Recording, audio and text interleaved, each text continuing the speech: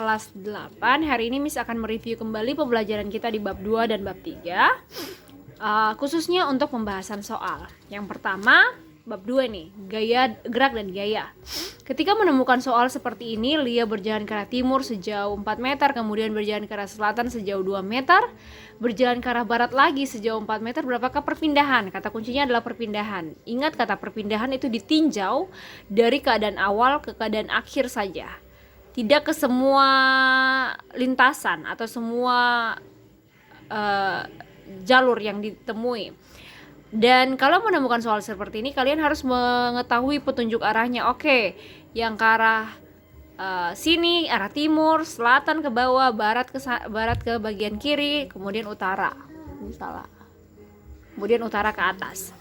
Oke, kita start dari ke arah timur sejauh 4 meter nih. Jadi ke arah timur sejauh 4 meter, anggap saja seperti ini.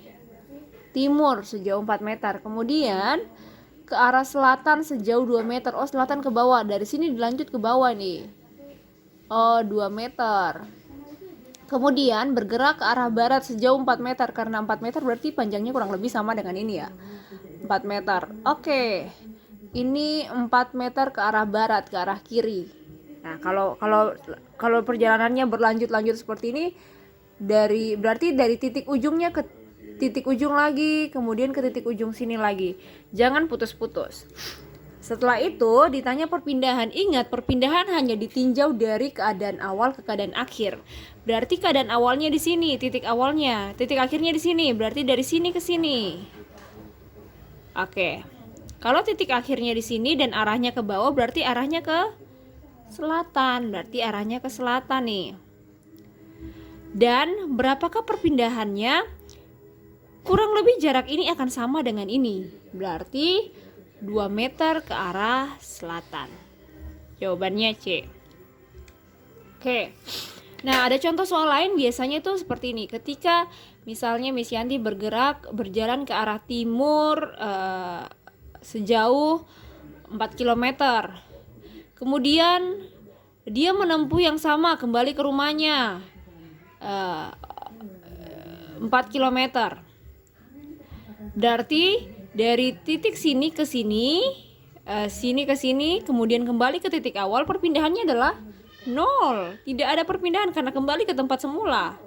0, perpindahannya sama dengan 0. Bagaimana dengan jaraknya? Jarak itu adalah seluruh lintasan dari awal sampai akhir.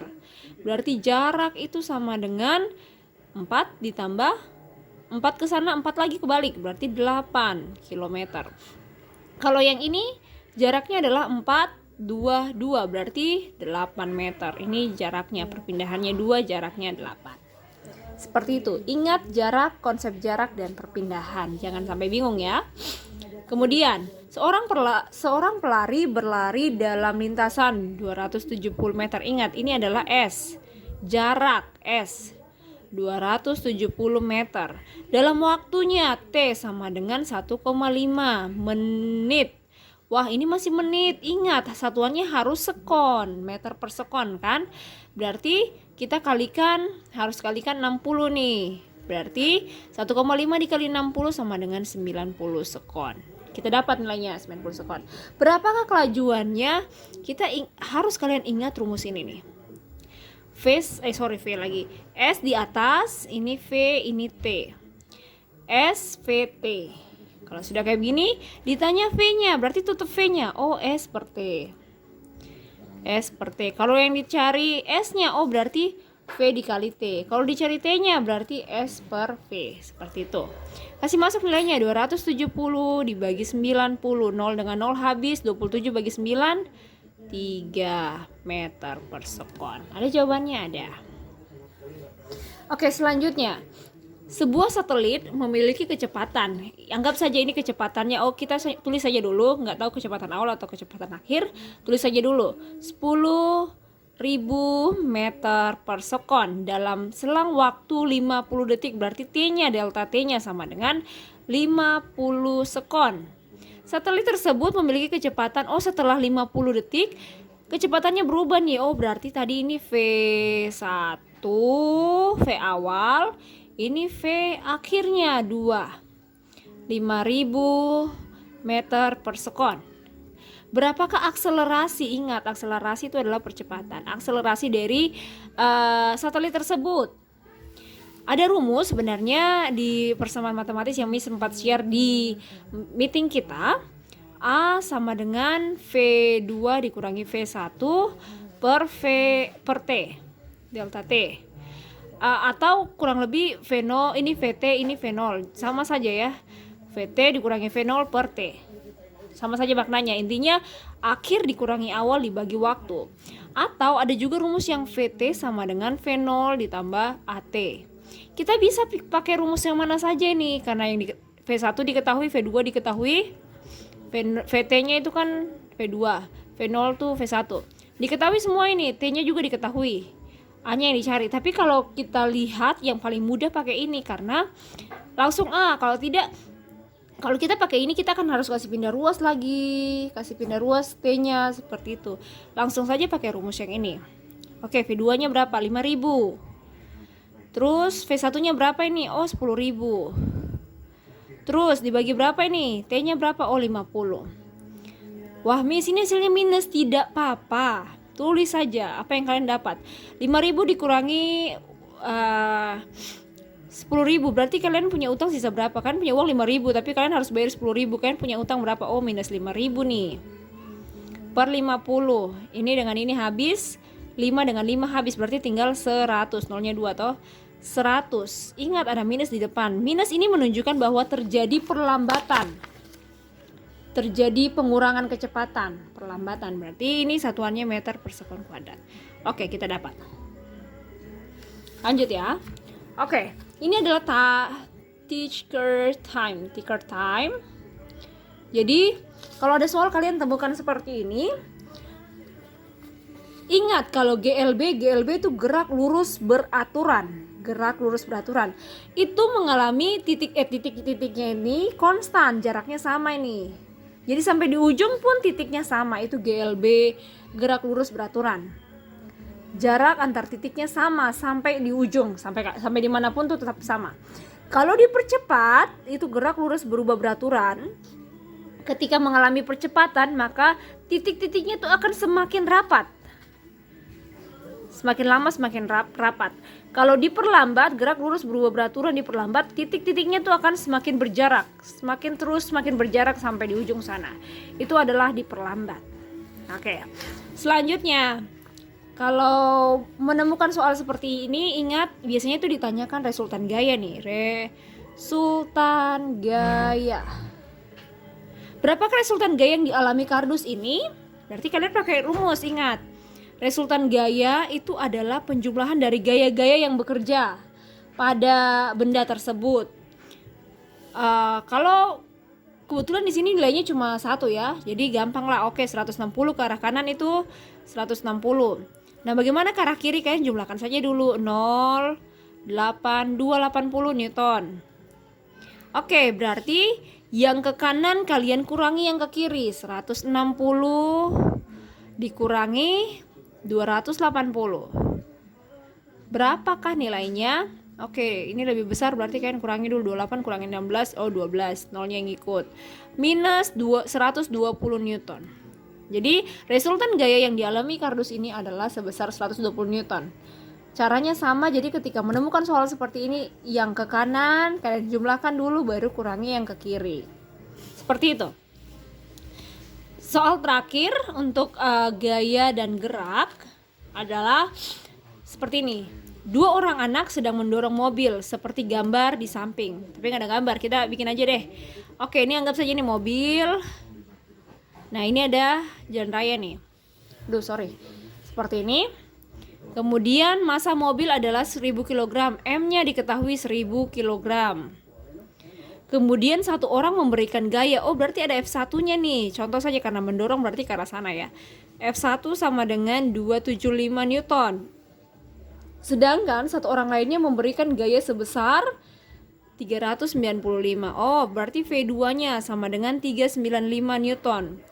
V1 sama dengan 275 Newton. V2 sama dengan 395 Newton.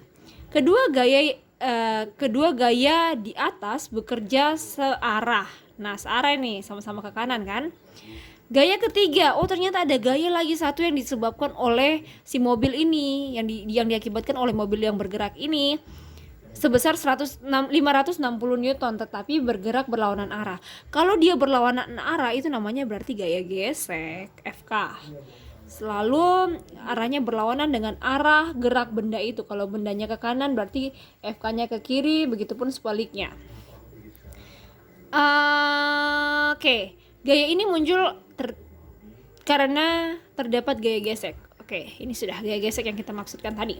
Berapakah akselerasinya? Berarti yang ditanya A. Ingat rumus untuk gaya, tadi kita belajar tentang gerak nih. Sekarang gaya, hukum 2 Newton, gaya F sigma F itu sama dengan M dikali A.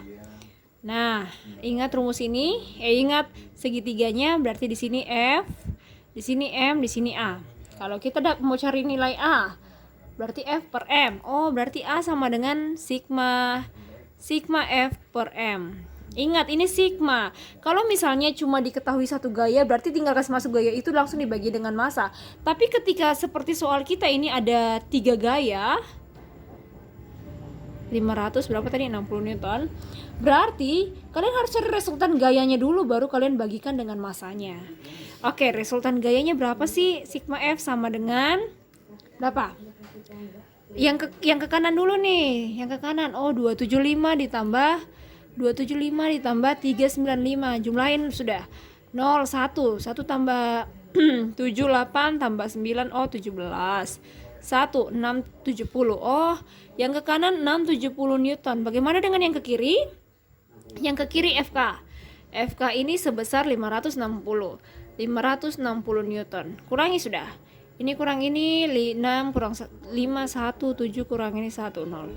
110 Newton. Oke. Kasih masuk sudah 110 Newton, kita bagi dengan masanya 1000. Massa dari mobil itu 1000 kg. Ini habis nih. Tinggal 11 bagi 100 berarti 0,11 Newton per kilogram atau sama dengan ya sudah meter per sekon kuadrat. Ya wes. Kalau sudah muncul kayak kalau sudah dapat jawabannya tinggal dicari. Oke, answer is D.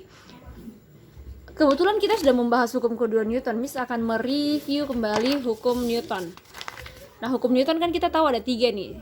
Hukum Newton, hukum 1 Newton, hukum 2 Newton, hukum 2 sih. Begini, hukum 3 Newton. Nah, hukum 1 Newton kan persamaan matematisnya itu sigma F sama dengan 0. Maksudnya apa? Ini benda itu cenderung mempertahankan keadaannya seperti keadaan semulanya. Biasa disebut juga hukum inersia. Kita tahu bahwa inersia itu adalah kecenderungan untuk mempertahankan keadaannya. Berarti kalau bendanya diam, tetap diam, bendanya bergerak dengan kecepatan itu tetap bergerak dengan kecepatan itu sampai di ujung. Bagaimana dengan hukum 2 Newton? Hukum 2 Newton seperti yang tadi kita sudah tulis, sigma F sama dengan M kali A, atau A sama dengan sigma F per M. Yang mana maksudnya itu percepatan yang dialami benda ini akan berbanding lurus dengan gaya yang diberikan kepada benda itu, tetapi berbanding terbalik dengan massa bendanya. Nah, itu adalah perumusan dari hukum 2 Newton. Bagaimana dengan hukum 3 Newton? Hukum 3 Newton adalah F aksi sama dengan F reaksi tapi negatif, berlawanan arah. Tanda negatif selalu maksudnya itu berlawanan arah. Contohnya tuh seperti begini. Miss pukul tembok. Nah, gaya yang Miss berikan kepada tembok itu sama besar dengan gaya yang tembok itu berikan kepada Miss, tapi berlawanan arah sehingga Miss bisa rasakan sakit. Contoh lainnya tuh kayak gini. Miss tendang bola. Kemudian bola ini kena tembok. Tembok ini akan memberikan gaya yang sama besar kepada bola, sehingga bola ini bisa kembali ke tempat Miss. Nah, berlawanan arah itu maksudnya. Akan sama. Maksudnya itu gaya yang diberikan kepada benda pertama ini akan sama besar dengan gaya yang diberikan oleh benda kedua. Contohnya ini tembok. Nah, sama besar tapi berlawanan arah. Seperti itu. Oke, untuk gaya, gerak, dan gaya kurang lebih